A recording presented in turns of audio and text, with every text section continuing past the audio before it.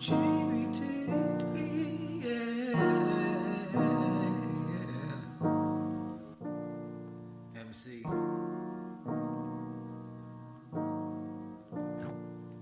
Oh, yeah.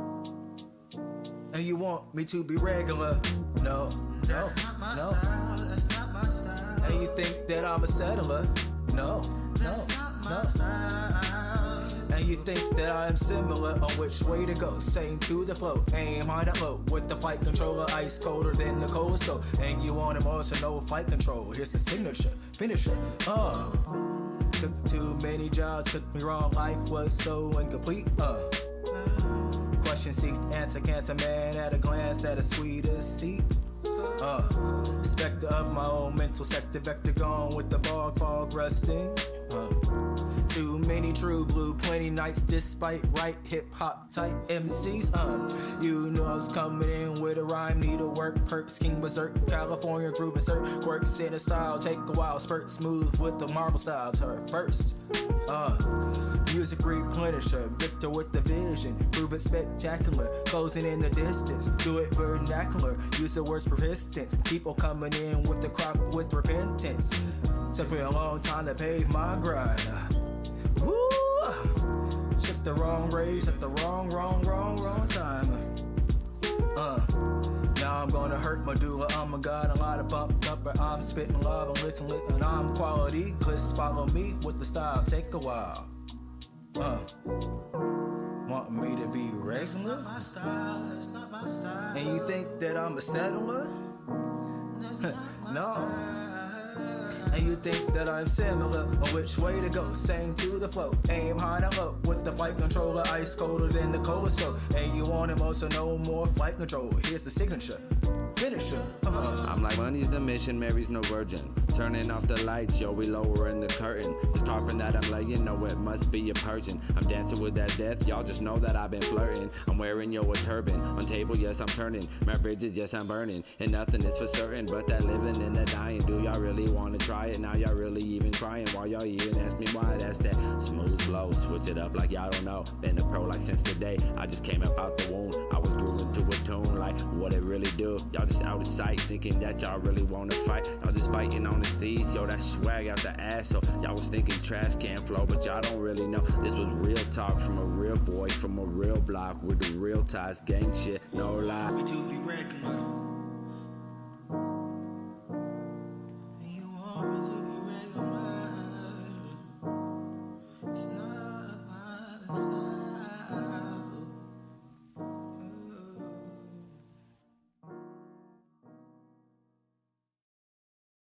You're never alone, never alone. You're never alone,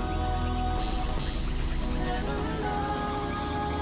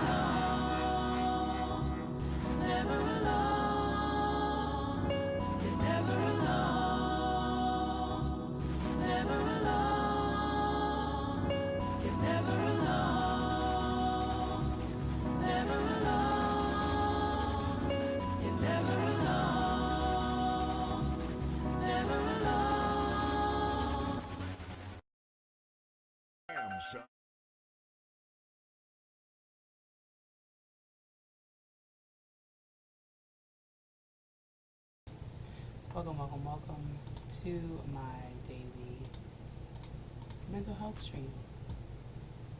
Thank you for being here. It is the first day of 2023. It's the first day of the new year. And for some of us that means something. For some of us that means nothing. It just so happens that we are beginning a new 365-day cycle. And yeah. But thank you for being here. If you are catching this live stream here on Twitch, thank you for watching. I appreciate you tuning in, dropping by, and popping in the chat and sharing your thoughts and opinions. If you're catching this replay on YouTube, thank you for being here. Subscribe to my YouTube channel. I post these videos daily. And if there's ever a topic that you'd like me to discuss, let me know in the comments. Also, if you were here for the music, my husband is a producer, and those were a few of his tracks. He's very versatile when it comes to his music creation. That was him rapping on the first track, and then the second track was produced 100% by him. I don't know if this music can be heard.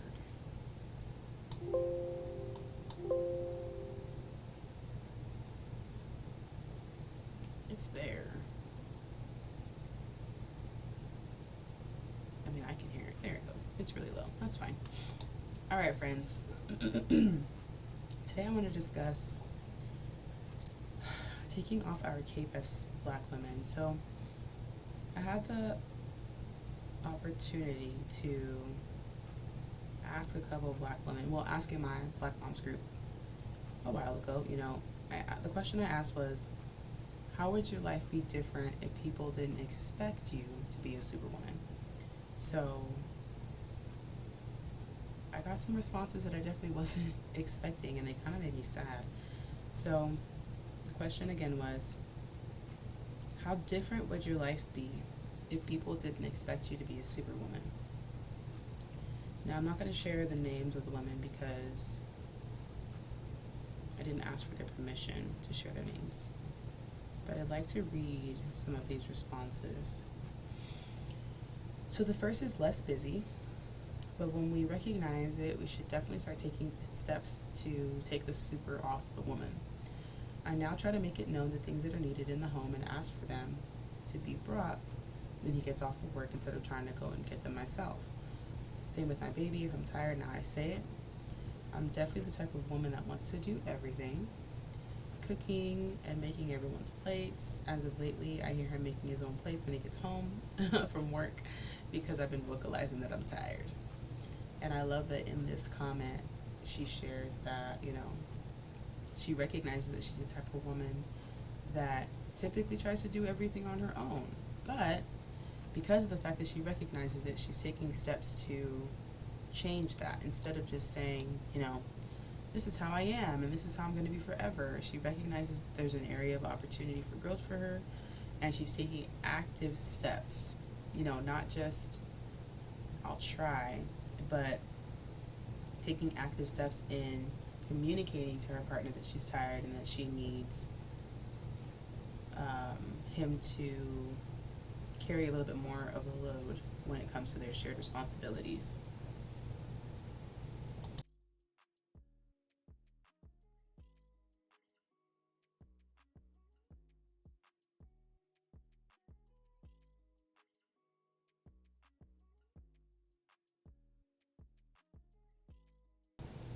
I thought I was going to sneeze, but it went away. Anywho. Vocalizing, actually communicating with words, not trying to send signals and hope that he picks up on them. That's not how we communicate. We communicate with words. We do our best to be clear. We do our best to be understood. And if we're not understood, then we have further conversations. So we don't just assume that someone is going to know what we're talking about or what we need or what have you. Raylene is here. Welcome in, Raylene. Happy New Year. Wonderful to see you, my love.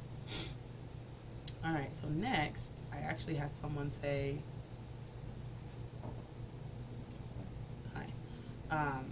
that this is a question they haven't ever thought about. So after that, I think we discussed it a little bit further and figured out, how they could best answer that question. So this one made me really sad. So again, the question is, Happy New Year. The question is, how would your life be different if people didn't expect you to be a Superwoman? And this mom said, I talk about my problems and ask for help without fear of my issues being minimized or dismissed.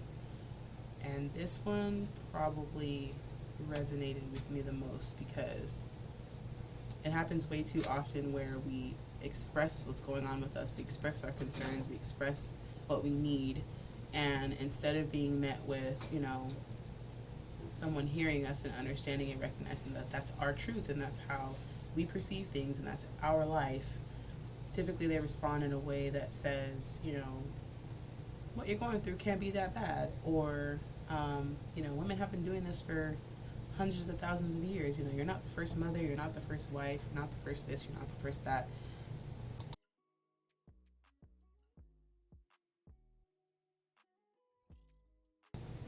And all of those things might be true, but this is my first time being a mother, this is my first time being a wife, this is my first time growing up in America as a black woman. There may be people that have done it before, but those people aren't me. This is my first time experiencing this. So to say that people have been doing this for, hundreds of years, or, that my favorite is, your grandmother or your mother or whoever before you had it so much worse and it was so much harder, and blah, blah, blah, blah. How you gonna take both of them? Goodness gracious. Yes, that response is so horrible. It is. And when it comes to minimizing and dismissing a concern that someone has brought to you, that's the way to do it. To completely just how do you say, remove the, I'm not even sure how to word it, but to basically tell them that you're not allowed to have your own experience or you're not allowed to complain about this because people have done it before and they've survived. Now, of course, there's a very, very big difference between surviving through something and, thriving through something. Those are on completely opposite sides of the spectrum. And when it comes to, the things how we want to live through life, we don't want to just survive. We want to get as close to thriving in every aspect of our life as possible. Excuse me. But of course, naturally, there's going to be situations and there's going to be things that are difficult for us, especially when we do them for the first time. Happy New Year, husband. Who's sitting right next to me and being a creeper. Huh? Oh. Let me have your foot. Let's just put it on camp. It's too far. Alright, anyways. Thriving has to look different for people too. Exactly. Thriving absolutely looks different for people. For some people, thriving is being completely financially free and being able to do whatever they want financially. For other people, thriving financially just means that they are living a little bit of a surplus and they're not exactly just moving, or living, paycheck to paycheck. More or less, Fergie says, Happy New Year, my lovelies. I hope you have a great stream. I'm at church, so I can't stay long, but I love you all. We love you, Fergie. We love you so much. We'll talk to you soon. I'll talk to you later. Talk to you when you're done. But yeah, thriving looks different for everyone. Raylene says, exactly. Surviving is not only what we want to be doing. Thriving is the goal. Exactly. Fergie, walk out of church and get this kiss for New Year's. Of course, for research purposes. Research. For research purposes. Fergie, we need you for research. Come back. We need you. Anywho. Research. Absolutely. Thriving is the goal. If we can get, not the research, if we can get as close to thriving as possible in every area of our life, that's our goal. But how do we know what thriving looks and feels like? I like research. We like research too, Fergie. We like research too. How do we know what thriving feels like? Typically, and here's where it gets really difficult, because sometimes when we just move from not surviving, or let's just say struggling is like ground zero, right? Okay, see y'all soon. All right, Fergie Boo. Let's say struggling is ground zero. If we go from struggling to surviving, sometimes we feel like that's thriving because we've leveled up in a sense. We are getting by. We're not getting by in any sort of, like with any sort of abundance. We don't really have much wiggle room. The things feel a little bit more manageable. We no longer feel like we're drowning. We no longer feel like at any point any itty-bitty inconvenience would completely destroy our entire lives. So if we go from struggling to surviving, we feel good, you know? If that's what your base level was, then absolutely if you go to surviving, you feel great. But then sometimes, especially as Black people, sometimes when we go from struggling to surviving, we feel like we have to stay there because we should be grateful. We should be grateful for the fact that we were able to come out of the struggle and now we're able to survive. Now, you know, we're able to feed our children 3 meals a day. We're able to pay our rent. We're able to, you know, pick our children up from school and take them to school. And we should be grateful that we're able to do those things. When in reality, living in that kind of day-to-day existence is still extremely stressful because you have no wiggle room. You know, when do you actually get to be an individual? When do you actually get to be a person, you know, outside of a parent, outside of someone who has to make all the choices all the time, outside of someone who has to take care of all the responsibilities 24/7? You know, when do you get to exist? Kelly Croc says it's hard. Absolutely. And Raylene says, to be honest, sometimes you can get comfortable in struggling and see it as surviving when it's not even the bare minimum. Exactly. Can't breathe and be you. Getting comfortable is poison. I thought you said prison. I was like, exactly. Yeah, getting comfortable is absolute poison. But typically our gauge for comfort, struggling, surviving, etc. is based on what people tell us. If we share with someone who we're close to, or maybe even just someone that we've known for a long time, like our parents, that we're doing something and that we want more. You know, I'm working at this job and I'm making $30 an hour, but I live in California and I want more. They may respond with, you should be happy with what you have. You know, why are you pushing yourself to try and get more when you should be like $30 is fine. $30 is good. Mind you, $30 is not. $30 is turd in California. But if everyone around you, right. I'm trying to prepare you, Raylene. I'm trying to prepare you, boo. If everyone around you is telling you that you should be grateful for what you have because you have enough, you might start to believe that, right? You really might start to believe that. Anywho, totally got off topic. This tangent has been very real. But said all this to say, you know, in response to the young lady's comment about if people didn't expect her to be a superwoman, you know, she would actually be able to share what she's going through without her concerns being dismissed or belittled, right? And this is where the expectations of others really, really starts to damage us as Black women, because not only are we subjected to, you know, people behaving based on their expectations. For example, if I say, hey, I'm a mother of 3 and I have a day off and I would like for, you know, my mom to keep my children or our children for a day so that my husband and I can just go and be free and probably take a nap. You know, if their response is, oh no, like, you should spend your day off with your children. I'm sure you'll have a great time. Now I'm stuck in the situation where the person that I need support from, I'm asking for support from, is also pressuring me to just grin and bear it and just stick it out, even though I absolutely just expressed that I need a break. And it would be great if I could leave them with someone I trust instead of having to go, you know, shop for a babysitter. But, I mean, worst case scenario, we shopping for a babysitter, okay? But so now I have to deal with the fact that my mom has this expectation that I can do it all, I don't need a quote break from my children because, you know, children are a blessing or whatever. Insert random Bible quote here. I hate that. But so, you know, and again, I have other options in the way of shopping for a babysitter. But again, I would rather leave my children with someone that, you know, I've known for my entire life. So even though I am working to move outside of the spectrum of being seen as a superwoman or of a superwoman by admitting the fact that I am tired, I'm overwhelmed, I'm overstimulated, and I need a break away from children, people around me aren't supportive of that, and that can be really, really difficult. Because now I have to go through this day off with my children, potentially shopping for a babysitter, which would be fine, but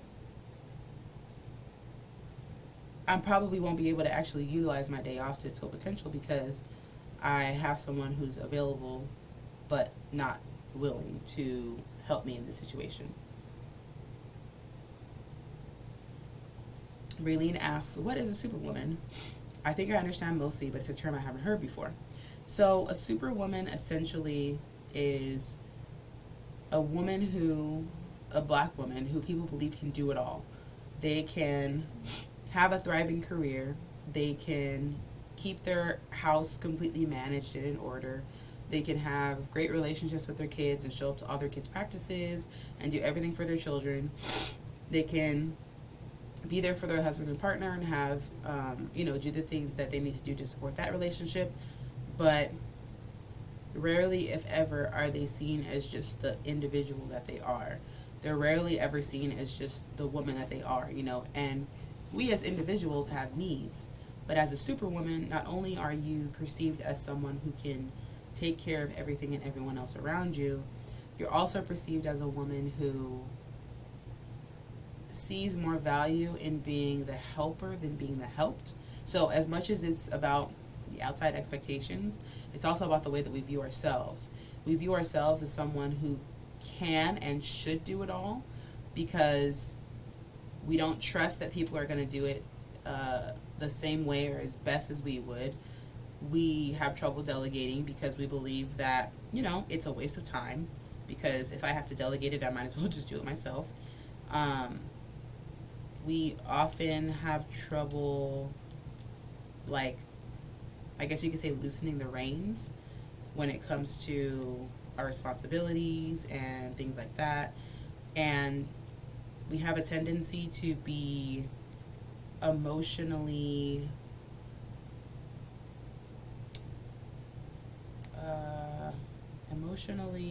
abstinent. I don't know. We have a tendency to not show any emotion at all because we don't want to be seen as weak. We don't want to be seen as a woman who needs support. We want to be perceived as a woman who can do it all, but we don't recognize how awful the consequences are of not only being perceived as a woman that can do it all, but also moving in the world as a woman who tries to do it all. Because as I mentioned multiple times, we are not here on this earth to do everything on our own. We are here to be interdependent, to depend on each other, the people around us, the people in our village to a small degree. Not completely dependent, we're codependent, but we should be able to lean on people, you know what I mean, and say, hey, I need support for a couple hours. I'm not asking you to adopt my children, but I just need a couple hours. Raylene says, I feel that hard. I thought I was being ultra independent by doing everything myself, but I think you mentioned before how if you think you're independent too much, you're usually a superwoman. Absolutely. And it's something in our culture. It really, really is. And often, we get praised for being independent. Now, I also believe that we confuse being independent with being able to do things ourselves. Because, I'm going to praise my child for learning how to walk on their own, without having to touch the walls and the rails all the time with every step that they take. That's wonderful. You should be able to walk on your own. That's a great skill. But in that same regard, you know, if I have a child that ends up in a wheelchair, am I going to put them down because they can't walk on their own? You know, am I going to not insult them, but yeah, am I going to put them down because they use a wheelchair for movement and to access things instead of the traditional walking? You know, so I actually think that's a really great example of, well, some people are interdependent on their wheelchair and some people are codependent on their wheelchair. Some people, you know, cannot navigate anything without their wheelchair. Other people utilize their wheelchair because it's easier. Like, I've definitely seen people who are single leg amputees who can get around in other ways without using the wheelchair, but using their wheelchair makes everything easier. You know, it's less painful for them to move around in a wheelchair. It's more accessible, etc., etc. But again, because we're praised so heavily on being able to do things ourselves, and then as women, we're also praised when we take care of others. You know, like yesterday at our family's house, you have a cousin who has children. She has children of like varying ages, and one of her oldest children was taking care of one of her youngest children. And I mean, like, she was carrying him around, she's changing his diaper, she's keeping him entertained, she's doing all these things. And I can understand that to a certain degree, and again, this is just a snippet of how I see them. I don't really know, you know, what their life is like, or, you know, how it is at home and things like that. But my perception upon seeing that is that she's the primary caretaker of the baby. But the baby ain't her baby. You know what I mean? Like, the baby is her sibling. So often we praise that teenage girl for taking such great care of her younger sibling, when in reality that's not her job, that's not her responsibility. She did not create that child. Her only role as a sibling is to be a good example to the best of her ability for her other siblings. You know, of course not to like harm them, but it's not her responsibility to care for them and to make sure that they do this and make sure that their needs are taken care of. That's not her responsibility. Their needs are not her responsibility. Thinking of that example, when I twisted a muscle from dance, I had to wear crutches. I felt so depressed because I was dependent on something to walk.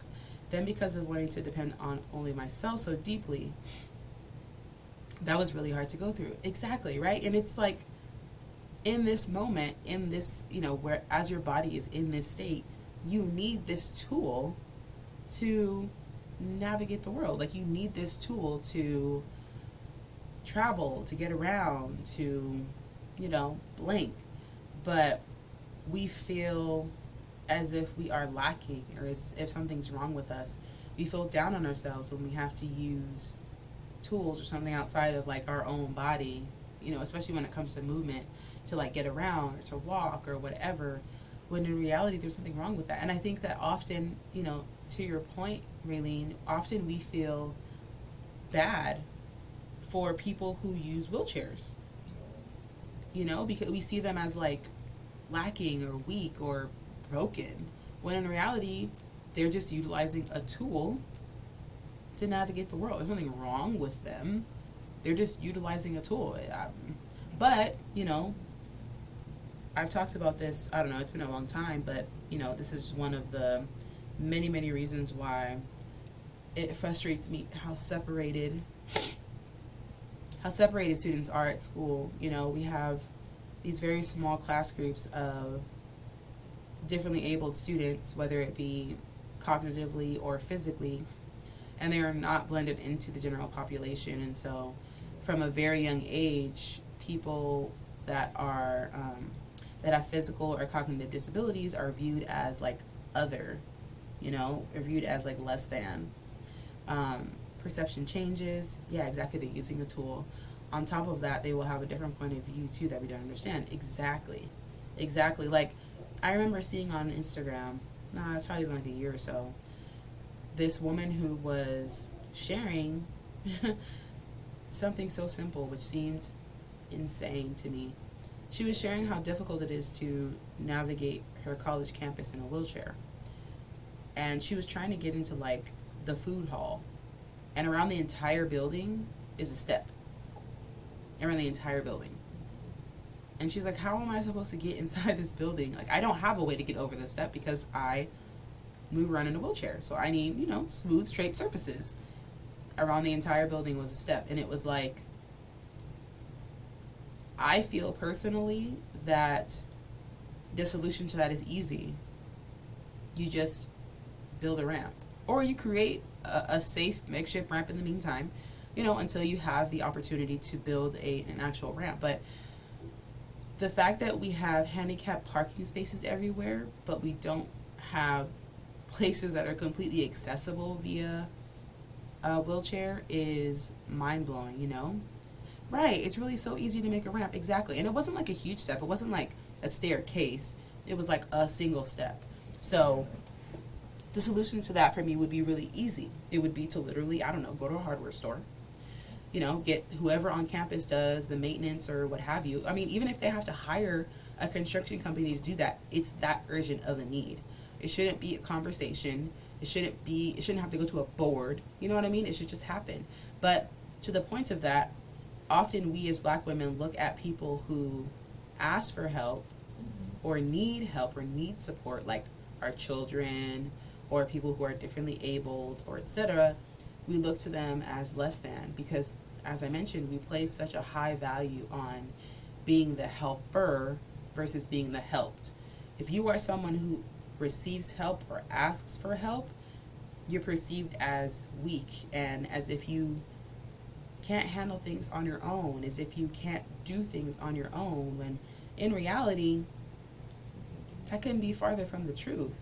You know, it takes so much more courage and audacity, and sometimes even just, I'm not going to say balls, but you got to have the ovaries to look at yourself and say, I'm drowning. You know, everyone else sees this facade that I'm putting up because every time they ask me, how are you doing? Oh, I'm good, everything's good, everything's great, everything's kosher, you know, everything's everything. When in reality, as soon as one of your children starts yelling, you're like about to jump off a roof because that was the last straw for the day. And it's just taking so much of you to It's downstairs. Go get it. it's taking so much of you to try and hold yourself together that literally at the smallest inconvenience you begin to unravel. And sometimes it's due to being overstimulated, sometimes it's due to, you know, just not having your needs as a person met. We have to understand that, you know, women, mothers, wives, we are people and we have needs that need to be met. You know, we also have to really get better at practicing our own biases and, you know, watching out for what we expect from other people.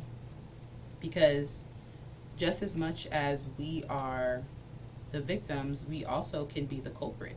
You know, I can do the same thing and pass this perception onto the other women around me when they ask for help and look at them like, what do you think you need help?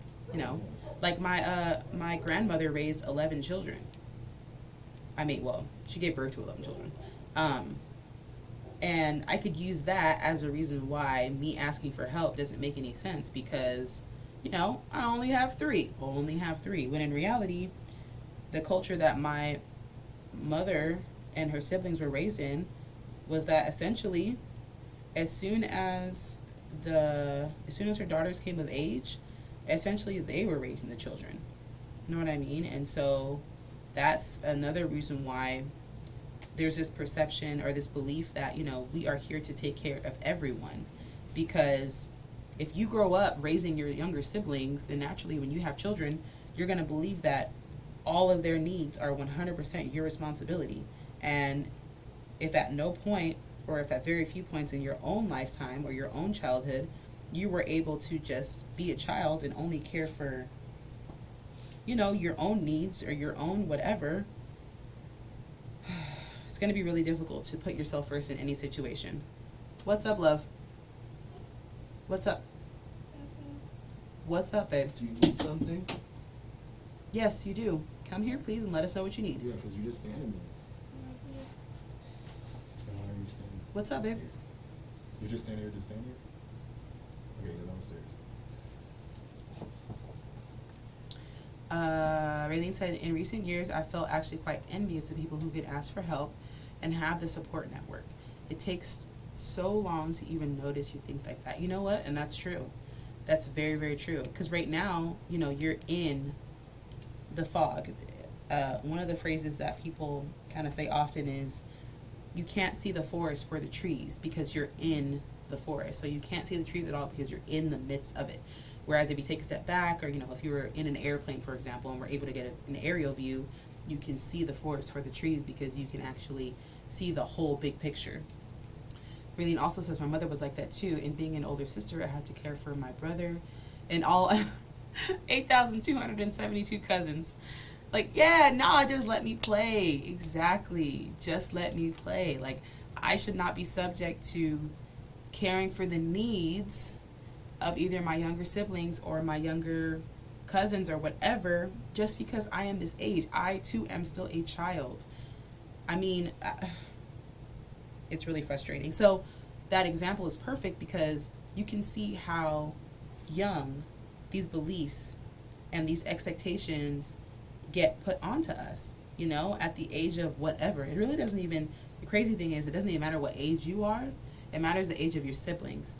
If there's a 3 or 4 year gap, I would say 3 or 4 or more year gap between you and your siblings, often you are looked at as the person who should tend to their needs. And again, children should not be taking care of children. Point blank, period. As I said, you can play with your siblings, you can interact with your siblings, but when it comes to the things that they need, like nurturing, protection, guidance, food, water, shelter, you know, caring for their hygiene and things like that, that's not your responsibility at all.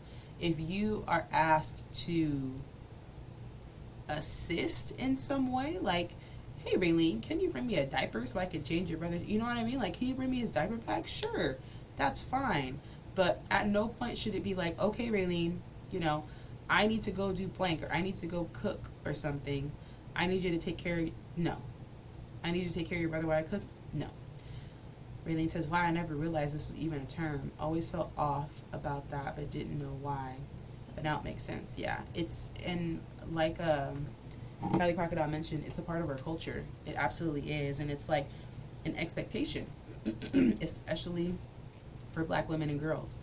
It's just like, people do it without even noticing, and it's up to us to, again, you know, stop the generational curse, stop the generational cycle, and not pass this on to our children, as well as be aware enough when it's happening to us to vocalize it.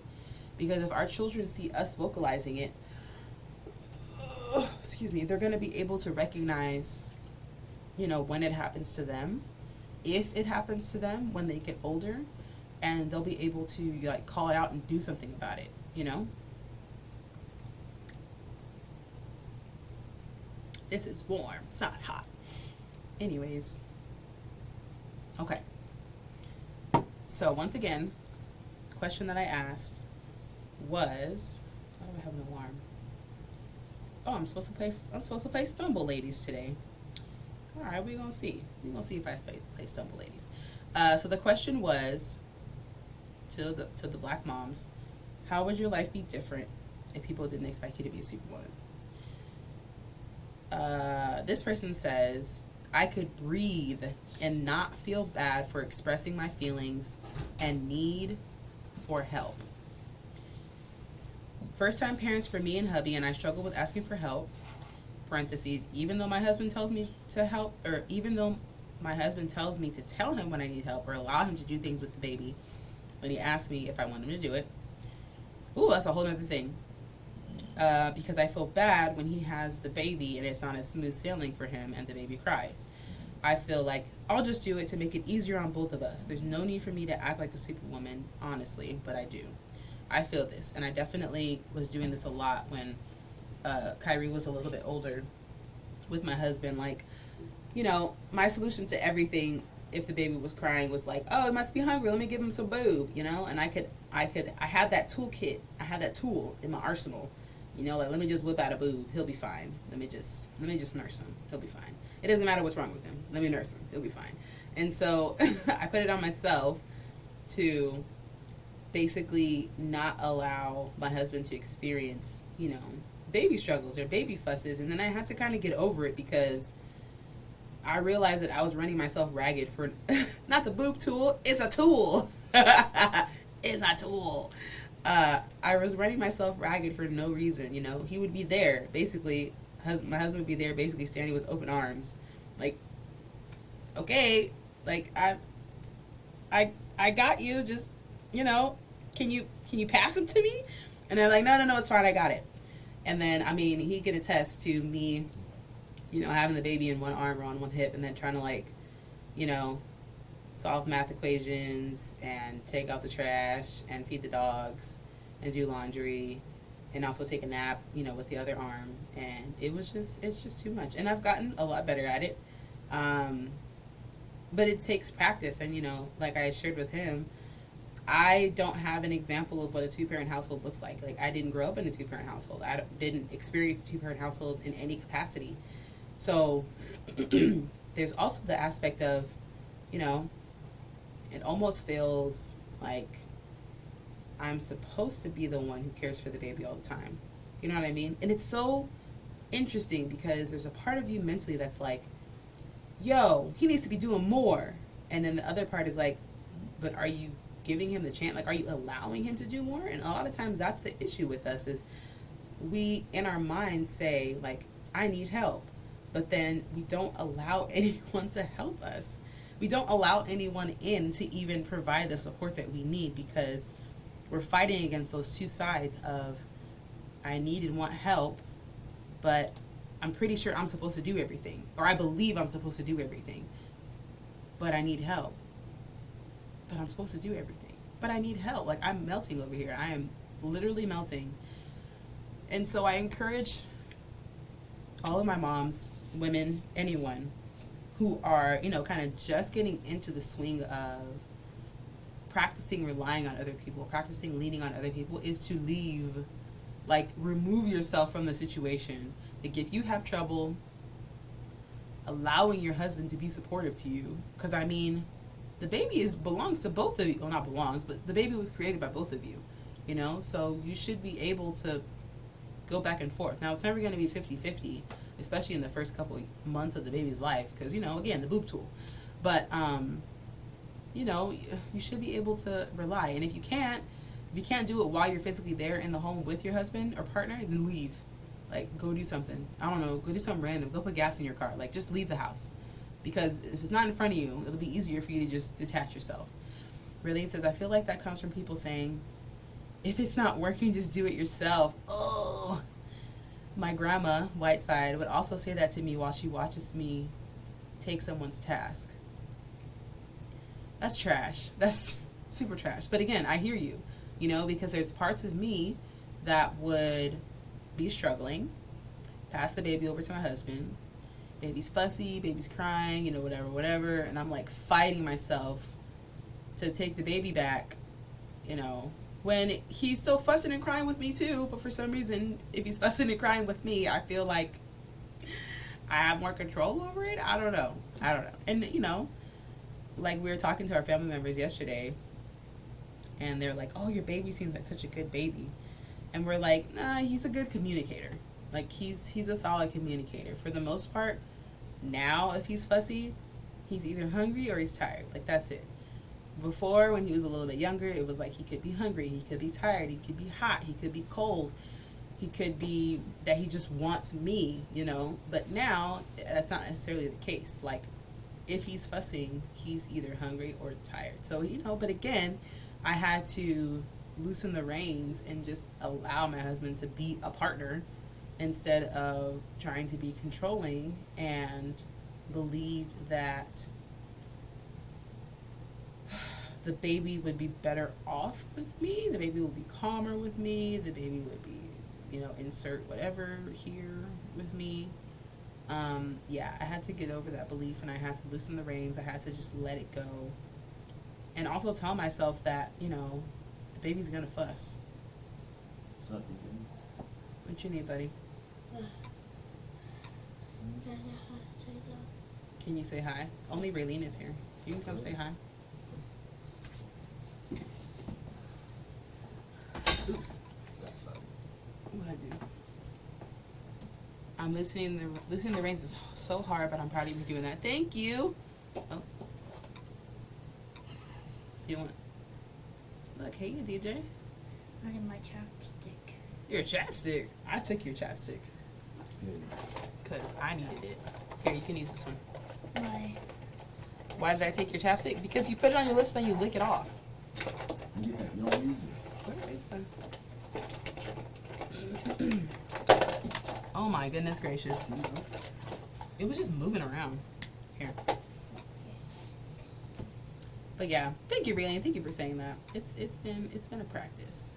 It's been a practice. And with my first pregnancy, I wasn't able to do those things, so it just completely the chapstick being confiscated. You don't use it. I needed it. Mine ran out. With my first pregnancy and, first child and infancy and stuff like that, I wasn't able to do that. It was like every part of that process just further supported that I need to do everything on my own. And I was a terrible communicator. I really, really was. But there's just different aspects of, the person that I was with then and the person that I'm with now, that even though there's levels of uncertainty, you know what I mean? Because, raising a baby is not intuitive. The only part that's intuitive is the fact that... Oh, my goodness. The only part that's intuitive is... Well, none of it's intuitive. Breastfeeding is a skill. For the baby to nurse is a skill. Not all babies nurse. Not all women are capable of breastfeeding. Some women are capable of breastfeeding. Some babies have a really hard time nursing. You know what I mean? There's just all of those things. But I was going to say breastfeeding is intuitive, but it's really not. I mean, your body producing milk isn't even intuitive. It could or could not happen. Long story short, raising a child from infancy to, toddlerhood, childhood, whatever, is difficult, and it requires a lot of trial and error. That's great. You picked up what went wrong and turned it completely around. So, sort of. Kind of. It was more so, a lot of it had to do with, yes, my awareness, but also my partner. Because now I actually have a partner. I had a person before, but I didn't have a partner. I was in a relationship, but I didn't have a partner.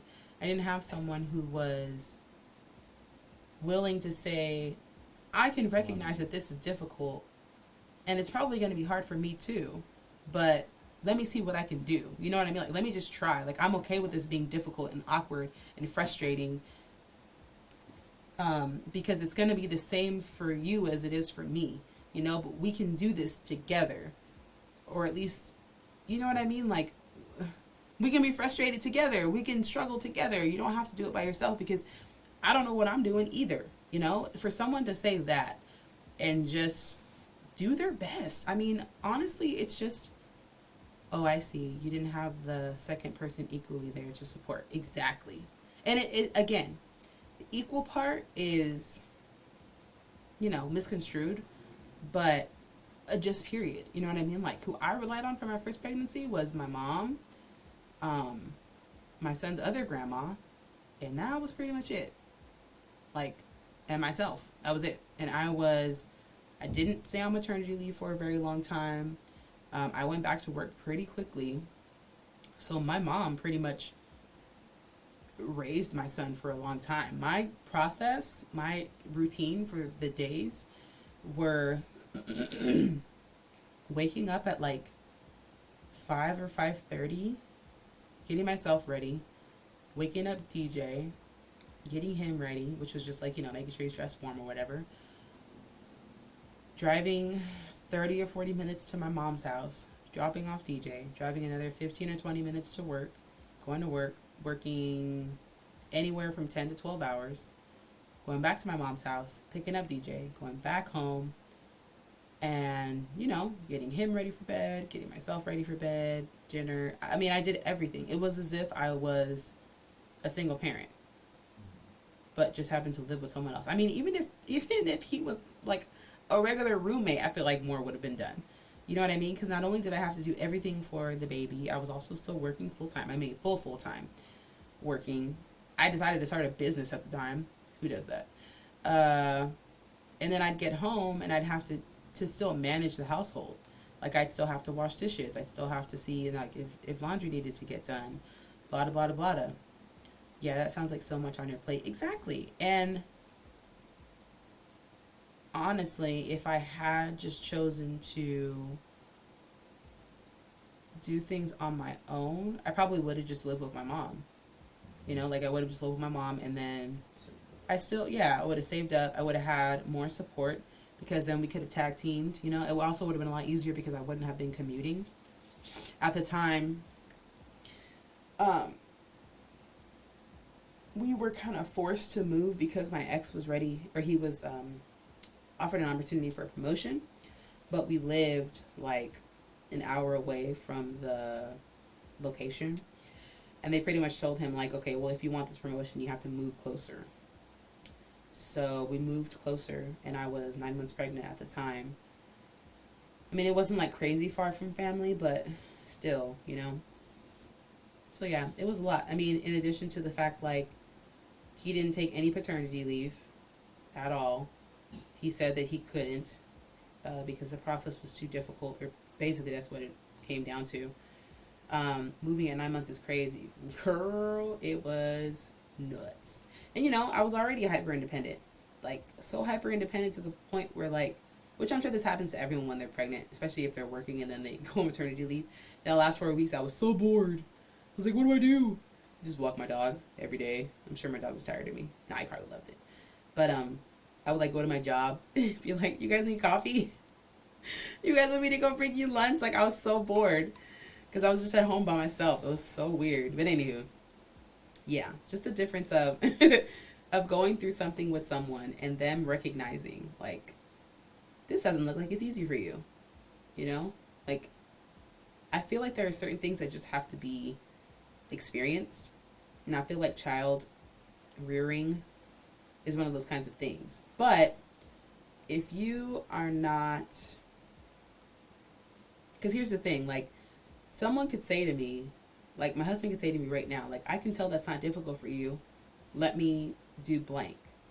It's up to me to allow him. I can either fight back, which I did a lot, you know. A lot of me was like, nah, I got it. And you're all frustrated and pissed off and, you know, flustered and blah, blah, blah. But your hyper independence is like, nah, I can do this. I don't need help. I'm not a baby. I'm not a child, right? I can do this. And then there's only so much of that your partner can take. You know, there's only so much of that they can accept before they just stop saying, let me do this for you. Because who wants to be turned down? Not only turned down, but turned down aggressively. You know, turned down when you are in all kinds of a mood. And again, there's going to be situations where that person can recognize that you are just moving out of frustration and they don't take it personally. But if that happens, you know, 5-6 times, why would you continue to put yourself in that situation to get yelled at? You know, why? Raylene says, yes, having a partner that you have now to be okay with being vulnerable with you and just doing trial. Yeah, exactly. It's the trial and error. That's everything, because no part of this is like intuitive, or everything is just trying stuff. Like when it comes to babies, you know, they have a couple basic needs.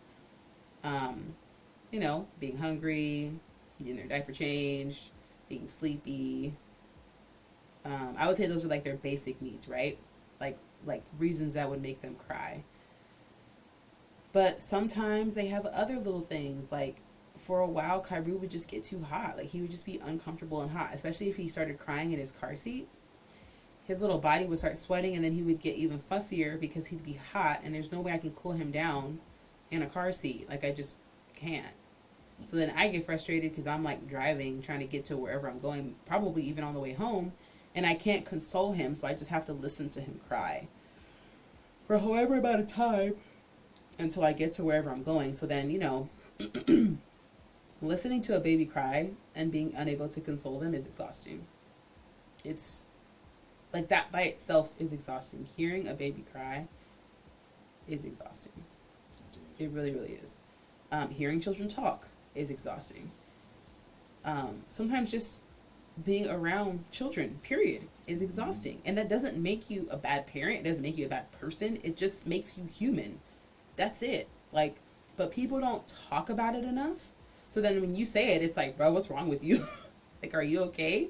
Why is being around your children so exhausting? Because they're constantly moving, they're constantly speaking, and then sometimes in the midst of that, they ask you for something that they actually need, like food or water or, you know, whatever, or like assistance opening something, or they want you to participate in doing something with them.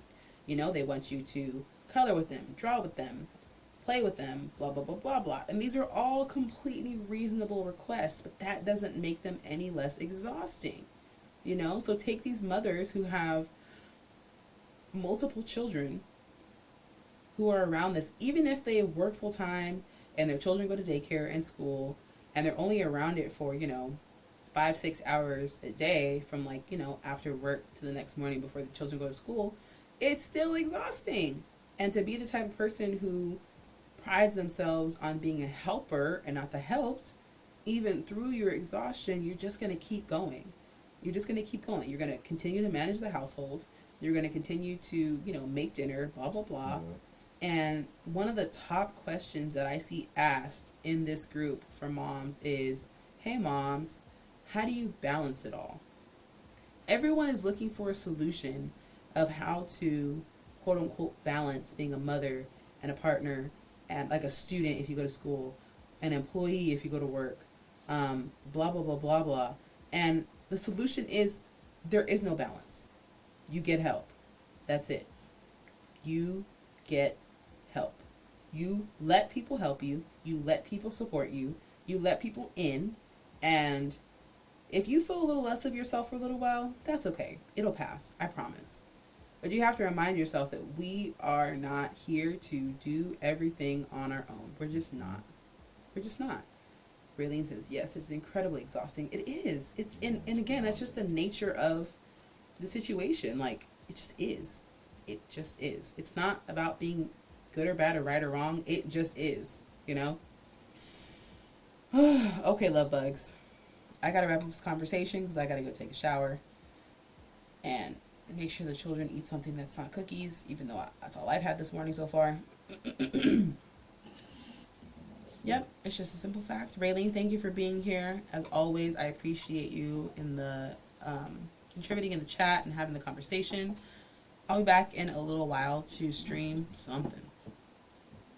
Maybe I'll play, maybe Hubs and I will try Roller Coaster Tycoon 3 again. We're going to figure it out. That game it's a conundrum. But I appreciate you being here. If you're catching this replay on YouTube, subscribe to my YouTube channel. If this is your first time here, I forgot to mention that this plays like a podcast. And you ain't got to watch me. I know, that game. What I really need to do, I know what I'm going to do. I'm going to change my channel point redemption for taking my glasses off because y'all out here playing. But anywho, I love you all. Have a beautiful day. Happy New Year. Happy January 1st, 2023. My birthday is on January 5th. And if you want to support me, buy some merch. Do it. The link will be here in the Twitch chat as well as in the description of this YouTube video. I love you. Raylene, I'll talk to you soon. Everyone else have a beautiful day. I'll be back later. Peace for now.